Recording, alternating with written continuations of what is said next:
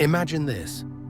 Deep in the heart of the Amazon rainforest, where nature whispers its ancient secrets into the human mind, a man sits, eyes filled with wonder. He carefully studies strange, unfamiliar plants, as if each leaf and mushroom holds a clue to a hidden truth. His name is Terence McKenna, a soft-spoken man with radically bold ideas. A man who once suggested, maybe everything we think we know about human evolution and consciousness is wrong. Today, we embark on a journey through the mind of one of the most controversial and inspirational thinkers of our time, a man who dared to build bridges between mysticism, science, and psychedelics. Terence Kemp McKenna was born in 1946 in Colorado. From a young age, he was fascinated by mythology, the mysteries of the mind, and the works of Carl Jung. He later studied ecology and ethnobotany at UC Berkeley, a perfect match for his growing interest in shamanic traditions and psychedelic plants. In the 1970s, Terence and his brother Dennis journeyed deep into the Amazon to explore psychoactive plants firsthand, a life-changing experience that later fueled his most provocative theories and books. In his famous book, Food of the Gods, McKenna posed a bold question. What if psychedelic mushrooms sparked the evolution of human consciousness? He theorized that early humans on the African plains may have encountered psilocybin mushrooms, which enhanced their vision, aiding in hunting, increased empathy and social bonding, helped shape the beginnings of language, and even led to profound mystical experiences. Though this stoned ape theory remains unproven, it left a significant mark on psychedelic culture. McKenna believed that psychedelics were not just drugs, but tools for insight, keys to reconnecting with a kind of natural awareness that modern society has lost. He was a fierce critic of patriarchal control, superficial media, and a soulless version of science. In one of his talks, he famously said, "Psychedelics are illegal, not because a loving government is concerned that you may jump out of a third-story window. Psychedelics are illegal because they dissolve opinion structures and culturally laid down models of behavior and information processing." For McKenna, conscious, intentional use of these substances could challenge the dominant version of reality and open the door to a deeper understanding of ourselves and the universe. But what did other spiritual figures have to say? Philosophers like Osho and Jiddu Krishnamurti, while differing in many ways, both insisted that the path to truth lies within, not through external means or substances.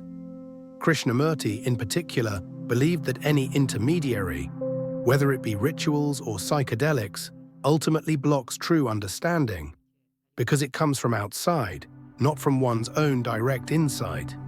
To him, such experiences might be intense or even profound, but they don't necessarily lead to inner awakening or true freedom. In future episodes, we'll dive deeper into this powerful idea. We should be clear, this podcast doesn't promote the use of any psychoactive substances. We're here to explore research, ideas, and personal accounts. In recent years, institutions like Johns Hopkins University and Imperial College London have shown that natural compounds like psilocybin can help reduce treatment-resistant depression, aid in recovery from PTSD and addiction, and trigger powerful experiences of unity, ego dissolution, and emotional healing. Brain scans during psilocybin sessions show reduced activity in the brain's default mode network, DMN, the area linked to our sense of self. When this network quiets down, people often report a sense of openness, connection, and expanded awareness. So maybe the question isn't, do psychedelics show us the truth? But rather, can they help us recognize the mental walls that hide it? Years before these studies, McKenna predicted, science will eventually return to plants, but next time with reverence, not exploitation. Psychedelics aren't new. Their use dates back thousands of years, even to prehistoric times.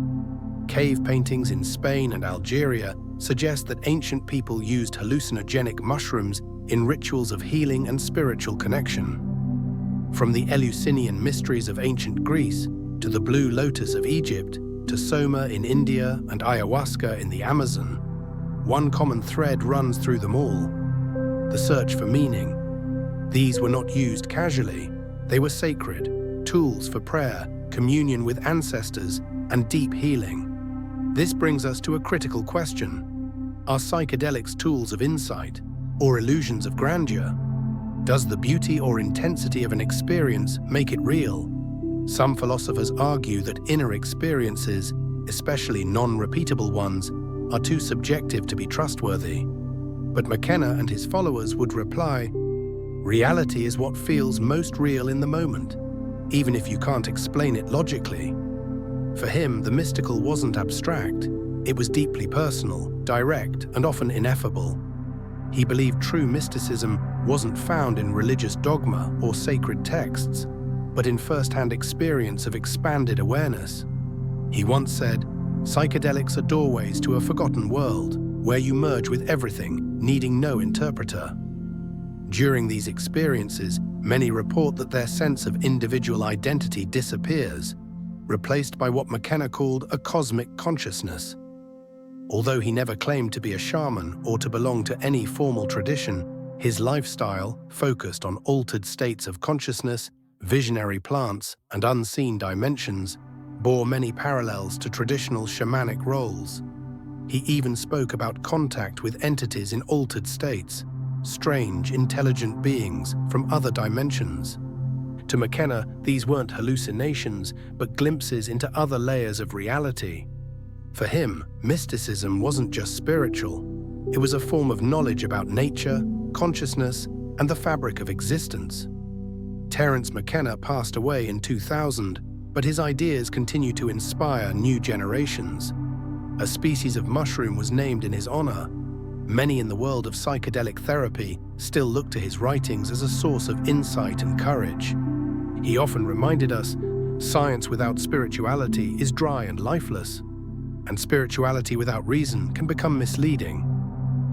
Terence McKenna wasn't just a quirky theorist or a psychedelic advocate. He built bridges between science and spirit, between inner experience and outer reality. And perhaps most importantly, he reminded us that the human mind is the final frontier, and we are only just beginning to explore it.